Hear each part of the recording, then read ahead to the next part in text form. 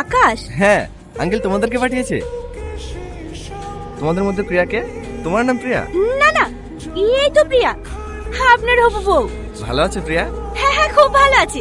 সকাল থেকে শুধু আপনার নামই করছে, কখন আসবে কখন আসবে। এখন তো সামনেই দাঁড়িয়ে আছে, লজ্জা পাচ্ছি কেন? কথা বল। ভালো আছেন? হ্যাঁ ভালো আছি। তোমাকে দেখে তো চেনাই যাচ্ছে না। ছোটবেলায় কত মোটা সোটা ছিলে, অদাও করো না নাকি? আপনার জন্যই তো। আমি আবার কি করলাম? আজ 15 বছর হয়ে গেল গ্রাম ছেড়ে চলে গেছেন, একদিন ফোন করে খোঁজ নিছেন?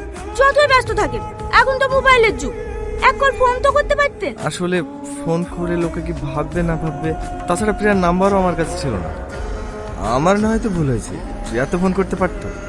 জানেনই তো, মেয়েদের বুক ফাটে তো মুখ ফোটে না।